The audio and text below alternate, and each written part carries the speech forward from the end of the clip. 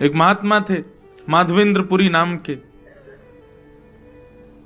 वो भिक्षा नहीं मांगते थे, ऐसे अकिंचन महात्मा थे, वो किसी से कहते नहीं थे कि मुझे दीजिए, वो बैठे रहते थे, कोई आके खुद कह जाए कि बाबा लो आपके लिए ये प्रसाद है, तो पाते थे। उनका नियम था, वो किसी से कहते नहीं थे कि मुझे प्रसाद दो या मुझे भिक्षा दो। कई बार तो 4-4 दिन तक कुछ नहीं मिलता था।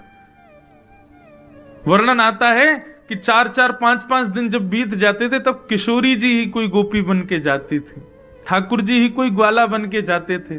कभी दूध दियाते, कभी रबड़ी दियाते, कभी रसगुल्ला दियाते, कभी रोटी, बासी रोटी दियाते माधवेंद्र जी को, क्योंकि उनका नियम था, वो मांगते नहीं थे।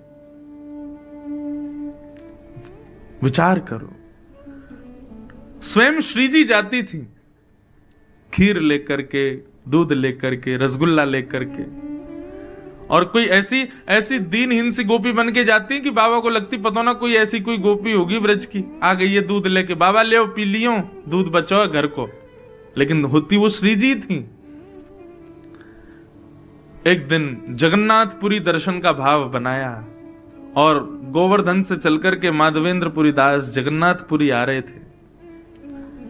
बीच रास्ते में बंगाल प्रांत में, बंगाल या उड़ीसा प्रांत में खीरचोरा गोपीनाथ, उड़ीसा में है बंगाल में, उड़ीसा में ही पड़ते हैं, बंगाल के पास पड़ते हैं, यहां से दूरी है। खीरचोरा गोपीनाथ, उनका नाम तो गोपीनाथ ही था, खीरचोरा तो बाद में पड़ गया। तो आज तक नियम है कि वहां 12 कुल्हड़ों में श्री गोपीनाथ जी को खीर का भोग लगता था, और जो मनोरथी भोग लगवाते थे सारा भोग उन्हीं को बांट दिया जाता था। माधवेंद्रपुरी जी जब दर्शन करने के लिए गए तो श्री गोपीनाथ जी का दर्शन किया, रात्रि शयन में 12 कुल्हड़ खीर का भोग रखा था। अब माधवेंद्र जी का स्वभाव नहीं था मांगने का कि प्रसाद भी ऐसे हाथ के, कोई पुजारी खुद ही कहते आओ प्रसाद ले जाओ तो ही मांगते लेते थे, अपने आप नहीं कहते थे। 3-4 दिन से सफर कर रहे भूखे प्यासे, गोपीनाथ जी के सामने जाके खूब नृत्य किया। पुजारी जी ने सारे मनोरथियों में खीर बांट दी, और खीर बांटने के बाद में मंदिर बंद कर दिया। माधवेंद्रपुरी जी भी वहां से प्रस्थान कर गए, बेचारे भूखे प्यासे एक वृक्ष के नीचे जाकर के बैठ गए। भजन कर रहे थे ठाकुर जी का, लेकिन भजन करते करते बार बार नेत्र खुल जाए, बार बार भजन रुक जाए। क्यों? भूख लग रही थी, लेकिन बोल सकते नहीं किसी से। गर्भगृह में बैठे गोपीनाथ जी को चैन नहीं आ रहा है, और गोपीनाथ जी सीधे पुजारी के स्वप्न में पहुंच गए और बोले कि मेरे एक परम भक्त माधवेंद्रपुरी आए हैं, वो बहुत तेज भूख लगी है उनको कुछ पवाओ। पुजारी जी बोले क्या पवाएं इतनी रात्रि का समय? बोले हमारा 12 कुल्हड़ का भोग लगता है खीर का। बोले हाँ, उसमें से एक खीर भोग बचा है, वही दिया। बोले कुछ नहीं बचा, मैंने सब बांट दिया मनोरथियों में। बोले तुमने 11 कुल्हड़ी बांटे हैं, 12वां कुल्हड़ हमने छुपा लिया था अपनी जेब में। मंदिर आओ, खोलो, हमारे विग्रह के गोजा में आकर के, गोजा बोलते हैं जेब को, बोले हमारे जेब में आकर के देखो एक कुल्हड़ रखा है छुपा हुआ। पुजारी जी के नेत्र खुले, स्नान किया, अर्धरात्रि में ठाकुर जी का विग्रह गर्भगृह खोल करके जैसे भीतर प्रवेश किया, ठाकुर जी के गोजा में जैसे हाथ डाला, सोई कुल्हड़ में खीर रखी थी। तब पुजारी जी बोले वाह रे खीर चोरा, खीर चुरा ली, अपनी प्रसाद की खीर चुरा ली अपने वैष्णव के लिए। और जाकर के पुजारी जी ने वो खीर बाबा को दी। बाबा बोले रात में 3 बजे पुजारी जी आप कैसे? तब पूरा वृत्तांत बताया। बोले कि रोज ठाकुर जी का भोग लगता है और मनोरथियों में बांटा जाता है, लेकिन आप अकिंचन हो, किसी से मांगते नहीं। अब ये बात किसी को नहीं पता थी, लेकिन पुजारी बता रहा तो माधवेंद्र जी रोने लगे, आपको कैसे पता मैं किसी से नहीं मांगता? बोले ठाकुर जी बता रहे थे। बोले आपको भूख लगी है इसलिए ठाकुर जी ने आपके लिए खीर को अपनी जेब में छुपा लिया। फिर कहां भूख लगनी थी? रोते रहे विरह से। बोले नाथ आपको पता है मेरा भाव, आपको, आप जानते हैं मुझको, मुझे इसी बात से इतनी प्रसन्नता है कि आप मुझे जानते हो। तब से गोपीनाथ जी का नाम पड़ गया खीर चोरा गोपीनाथ। अपने वैष्णव के लिए ठाकुर जी ने खीर चुराई। तो नियम इसलिए है ठाकुर जी का कि कोई प्रेम लक्षणा भक्ति से तोड़ के दिखाए,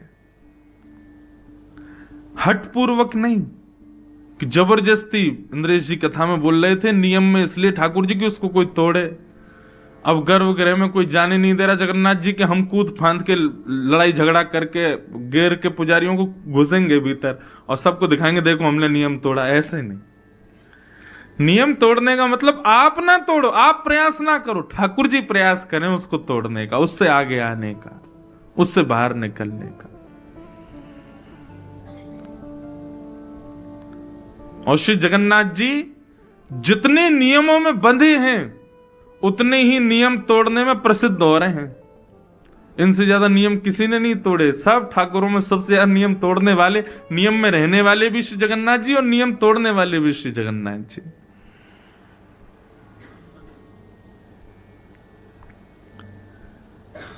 ऐसे प्रेम स्वरूप साक्षात प्रेम के विग्रह श्री जगन्नाथ जी को हम बारंबार प्रणाम करते हैं।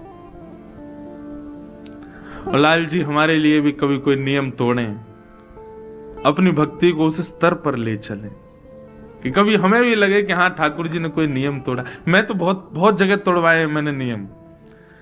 द्वारिका में श्री द्वारिका, कोई प्रशंसा की बात नहीं, मैं पुनः कह रहा हूं, मैं अपना कोई उदाहरण दूं ना तो उसको केवल आप विश्वास दृढ़ करने के भाव से सुनिएगा, मेरी प्रशंसा के भाव से मत सुनना, नहीं तो सब मेरे जो भाव होते हैं सब टूटने लग जाएंगे, होंगे ही नहीं फिर। तो द्वारिका में हमारे वहां के पुजारी चित्रांग पुजारी जी ने एक बार मुझे, मैं 3-4 दिन की कथा के लिए गया तो मेरे को बोले आप ना ठाकुर जी के सामने पद सुनाओ। तो हम और हमारे कुछ गंधर्व जन, हम लोग श्री द्वारिकाधीश के सामने विराज गए, 2-4 माइक लग गए और खूब गाए ठाकुर जी के आगे। तो शयन का समय था द्वारिकाधीश का, और शयन में श्रृंगार बढ़ाया जाता है, मुकुट बढ़ाया जाता है ठाकुर जी की, बिल्कुल हल्के श्रृंगार में फिर ठाकुर जी की शयन आरती होती है। तो हम लोग संध्या आरती के बाद में बैठे पद गाने के लिए, और गाते गाते पुजारी जी भूल गए कि ठाकुर जी का श्रृंगार बढ़ाना है, और ठाकुर जी पूर्ण श्रृंगार में पूरा पदावलियों का श्रवण करते रहे। और तभी किसी बुजुर्ग पुजारी ने आके बताया, बोले ठाकुर जी के शयन का समय हो गया है, शयन आरती होनी है। अब बोले कि अब शयन आरती होनी है, ठाकुर जी तो अभी तक संध्या के श्रृंगार में ही बैठे हैं, तो शयन का श्रृंगार तो अब करेंगे तो 1-1.5 घंटा एक्स्ट्रा लगेगा, 12 बज जाएंगे रात के।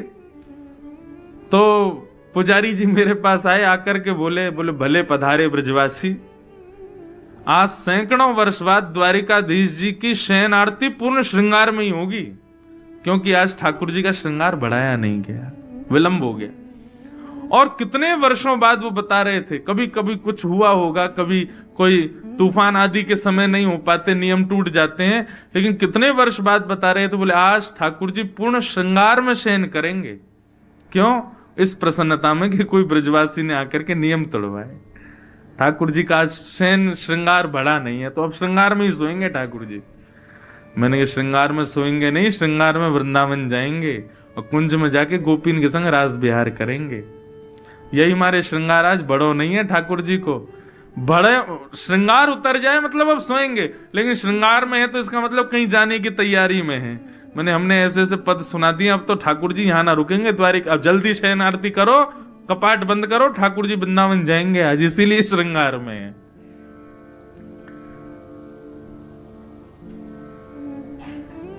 प्रेम लक्षणा भक्ति प्रकट तो करे कोई।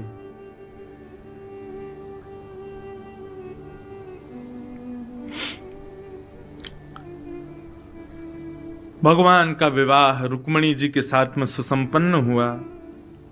कल कथा बहुत हमने रास पंचाध्यायी के बाद में फिर जल्दी जल्दी हम करने लगे।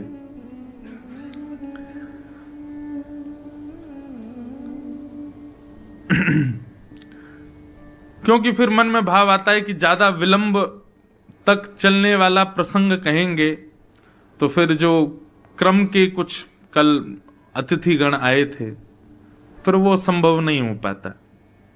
मैं फिर उस भाव समाधि में पहुंच जाता, भाव साम्राज्य में आपको भी ले जाता कि ना आप उससे निकल पाते ना मैं, तो इसलिए फिर हम शीघ्र शीघ्र कह करके आगे बढ़े। तो कल रुक्मणी जी का सुंदर विवाह प्रसंग भी यहां हुआ। रुक्मणी जी के साथ में ठाकुर जी का विवाह हुआ, तो प्रश्न उठता है किशोरी जी के साथ क्यों नहीं हुआ? हमारी श्री राधा रानी, बंधुओं देखो,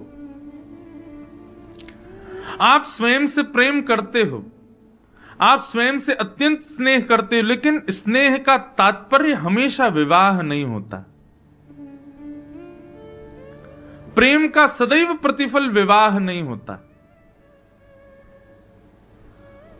हम स्वयं को प्रतिबिंब में देख करके बड़े प्रसन्न होते हैं, अरे वाह कितने सुंदर लग रहे हैं हम, लेकिन उसके बाद भी अपने प्रतिबिंब से विवाह नहीं कर सकते, प्रेम कर सकते हैं। ऐसे ही श्री जगन्नाथ जी का प्रतिबिंब है किशोरी जी, हमारे द्वारिकाधीश का प्रतिबिंब है किशोरी जी, श्री वृंदावन बिहारी लाल का प्रतिबिंब है श्री राधा रानी। और प्रतिबिंब से स्नेह हो सकता है, प्रेम हो सकता है, विवाह संभव नहीं।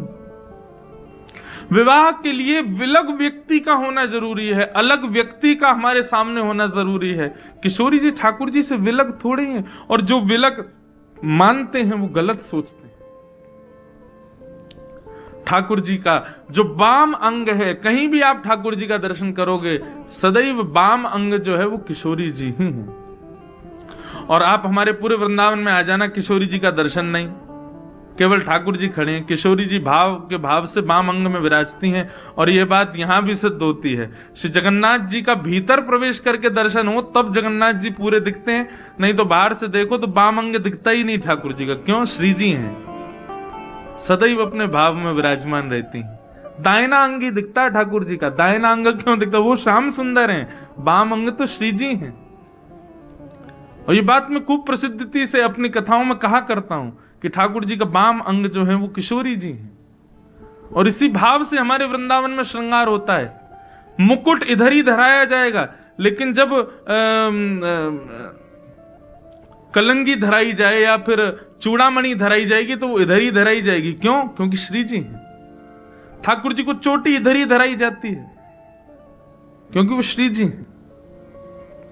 और कई हमारे यहां संप्रदायों में तो मुकुट ही इधर धराया जाता है वाम अंग में। तो आप कहेंगे महाराज जी मुकुट तो ठाकुर जी पहनते हैं, तो फिर श्री जी को क्यों धराया गया? अरे भैया आज विपरीत हुआ है, आज ठाकुर जी किशोरी जी बने हैं और श्री किशोरी जी हमारी ठाकुर जी बनी है, इसलिए मुकुट इधर धराया गया।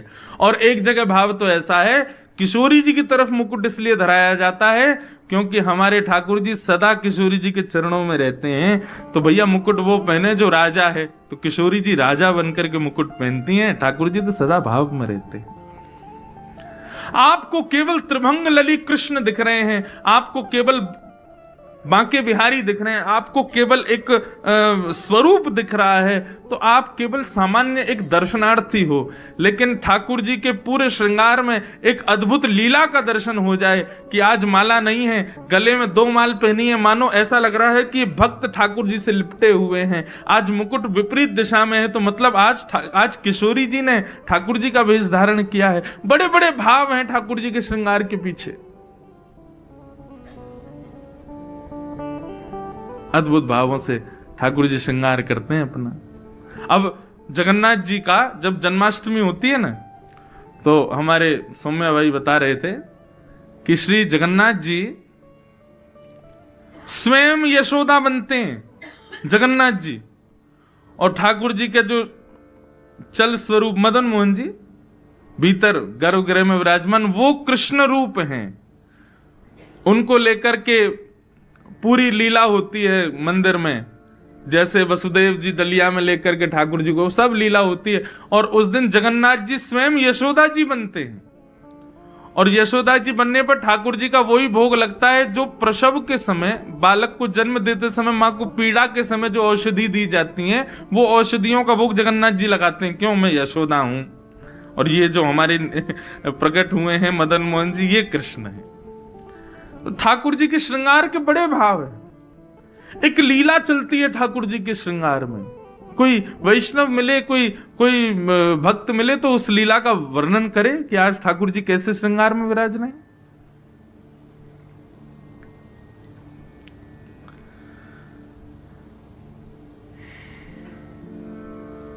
तो किशोरी जी से विवाह इसलिए नहीं हुआ क्योंकि कोई विलग नहीं है। राधा कृष्ण स्वरूपाम्बै कृष्णम राधा स्वरूपिणौ कलात्मानं निकुंजस्थं गुरु रूपम सदा भजे। दोनों में कोई अंतर नहीं है, सम्मिलित स्वरूप है। तो भगवान का विवाह विलग के साथ में हुआ, जो उनसे अलग है। कौन है? लक्ष्मी। किशोरी जी तो ठाकुर जी के संगी रहती है, लक्ष्मी जी के साथ में विवाह हुआ। वही लक्ष्मी द्वापर में रुक्मणी जी के रूप में प्रकट हुई और द्वारिकाधीश का उनके साथ विवाह हुआ।